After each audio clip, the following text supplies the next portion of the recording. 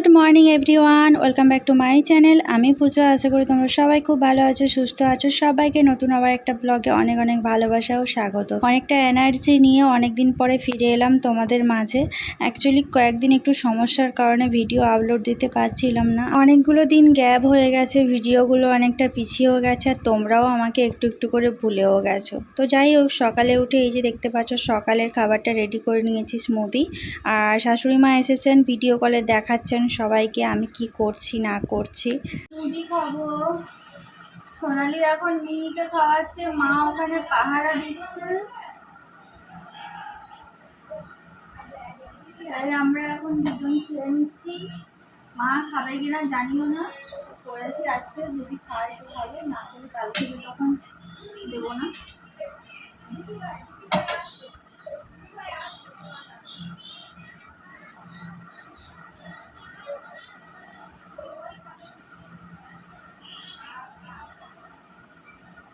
শাশুড়ি মা এসেছেন তো তোমরা সবাই জানো। আর যদিও ভিডিওগুলো অনেকটা লেটে আপলোড হচ্ছে, যেদিন এসেছিল তারপরে অনেক দিন মাঝখানে গ্যাপ হয়ে গেল। ওই যে তোমাদেরকে বললাম যে কিছু সমস্যার কারণে ভিডিওগুলো আপলোড করতে পারছিলাম না। তো যাই হোক, আজ থেকে ব্লগগুলো কন্টিনিউ আসবে আমার চ্যানেলে। আর অবশ্যই তোমরা চোখ রাখো এবং ভালোবাসা দিয়েও সাপোর্ট করতে থাকো। দেখো আমার ফুল বাগানে কে ফুল তুলছে। কালকে দুটো বড় বড় জবা ফুল ফুটেছিল, ওই জবাটা তুলে নিন।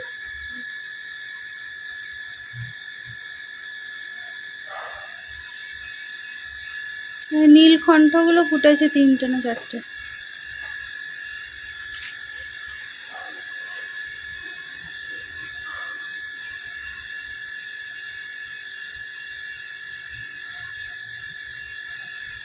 ওপরে একটা থেকে আছে,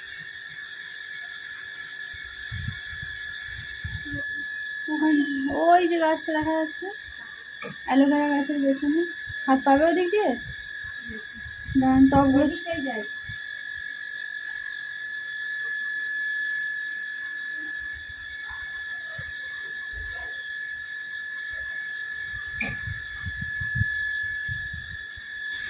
জনম দুঃখিনী কন্যা গালে হাত দিয়ে জল বোতলে জল ভরছে। হ্যাঁ, নখটা। হ্যাঁ, এই যে পুজো হবে, মা এখন এখানে সব সাজিয়েছে, গুছিয়েছে। ওইদিকে মা স্নান করে ফুল টুল তুলে নিয়েছে পুজো করবে বলে। তো মা যেহেতু এসেছে, কদিন মাই পুজো করুক, আর আমার গপু সোনারা তার ঠাম্মির হাতেই একটু জল মিষ্টি খাক। এতদিন তো আমিই করি সব সময়। তো মা যেহেতু এসেছে, মা বলল পুজো করবে, তাই আমি বললাম ঠিক আছে, আপনি তাহলে পুজোটা করুন, আমি এদিকে কাজকর্মগুলো সেরে নিই। আর এদিকে কালকে জামা কাপড় অনেক কেচেছিলাম, সেগুলো সব শুকিয়ে গিয়েছিল, তুলে রেখেছিলাম, কিন্তু গোছানোর আর সময় হয়নি। তাই এখন সবকিছু আলনাতে খুব ভালো করে গুছিয়ে নিচ্ছি, কারণ চারদিকে এলোমেলো হয়ে পড়ে থাকলেও ধুলো ময়লা হবে, নোংরা হবে, আর দেখতেও খারাপ লাগে। মিহি এখন ঘুমু করছে, তাই সবাই এখন যে যার কাজে ব্যস্ত হয়ে গেছে। এই যে পুজো হয়ে গেছে, দেখতেই পাচ্ছ। পুজো হয়ে গেছে বলা ভুল কথা, কারণ এখনো পুজো চলছে। মা এখানটায় ঠাকুরকে ফুল দিয়ে গিয়েছিল ওইদিকে দুটো ঘরে, যেহেতু ঠাকুর আছে ওখানে, একটু ধূপ প্রদীপ দেখানোর জন্য।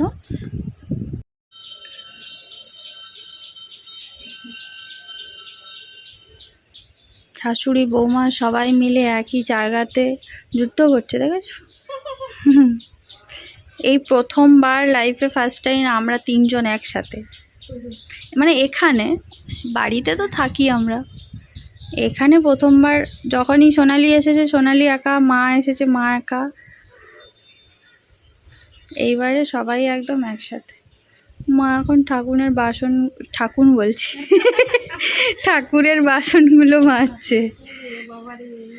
আমি তো কদিন ধুতে পারিনি, সেই জন্য।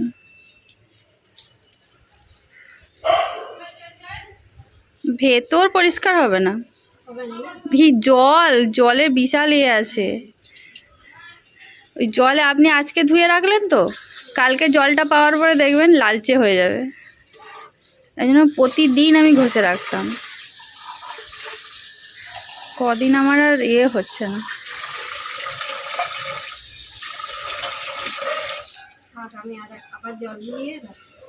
হ্যাঁ, অত বেশি ঘষার দরকার না, আপনি এমনি করে দিন তো, আমি হচ্ছে হলে তখন ওই প্রতিদিন ঘষা হবে, এমনি উঠে যাবে।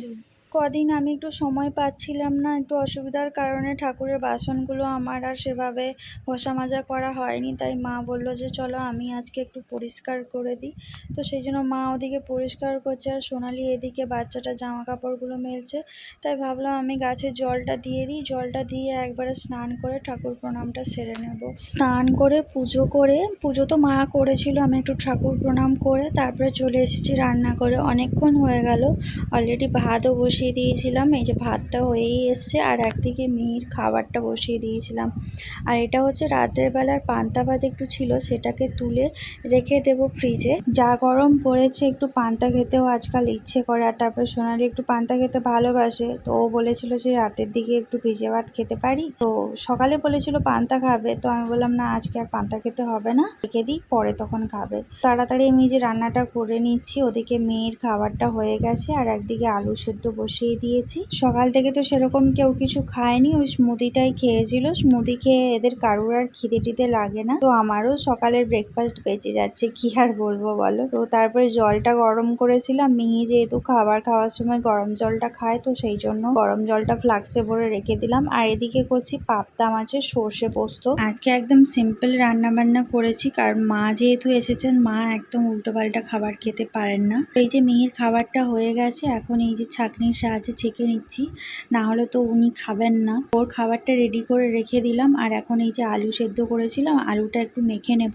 ভাবছি আমরা একটু খাওয়া দাওয়া কমপ্লিট করে নেব, কারণ ও এখন খাবে না। ও কিছুক্ষণ আগে একটু খেয়েছিল, ফলের রস খেয়ে ঘুমাচ্ছিল, এখন খুব একটা খেতে চাইবে না। তাই ভাবলাম যে তাহলে আমরা তাড়াতাড়ি খাওয়া দাওয়া করে নিই, খাওয়া দাওয়া করে তারপরে না হয় ওকে সময় নিয়ে খাওয়াবো।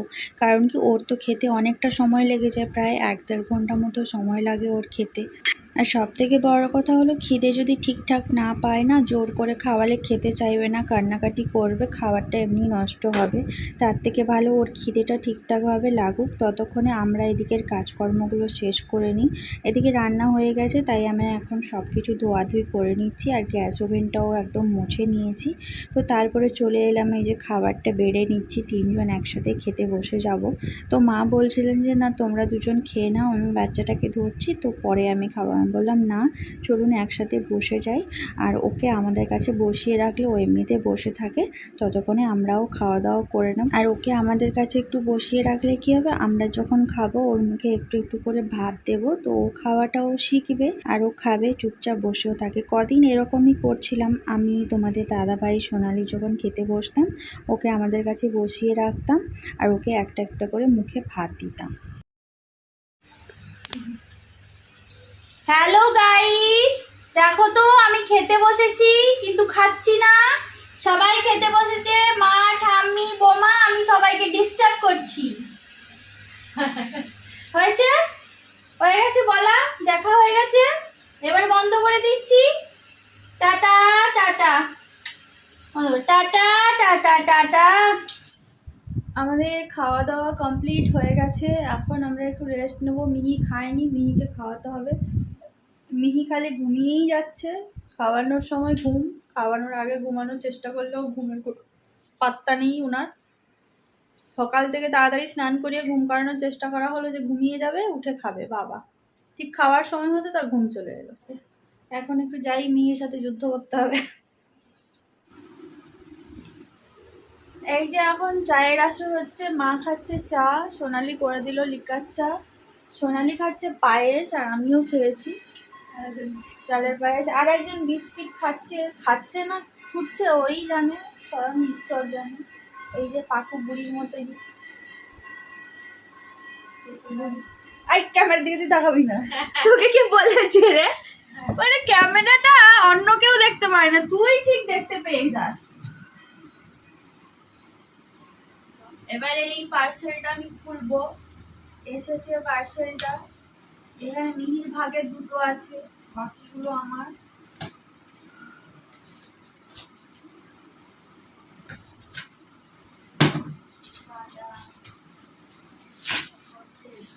কাঁচা বাদাম দাদা, কাঁচা বাদাম।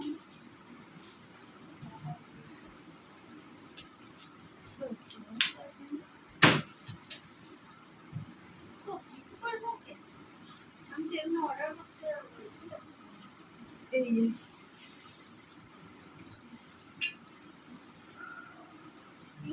বড় সাইজটা না ছোট রাখতো একটা দাম তো 300 টাকা করে পড়েছে যেটা অরিজিনাল দাম সেটা তো কিনতে হবে না কাঁচের জিনিসের এমনি একটু দাম বেশি আর আমি তো কাঁচের জিনিস প্লাস্টিক বেশি আমার এমনিতে কতগুলো জিনিস এই চার্টটা ছিল না কবে থেকে বলছিলাম তোমার দাদাভাইকে অর্ডারটা করো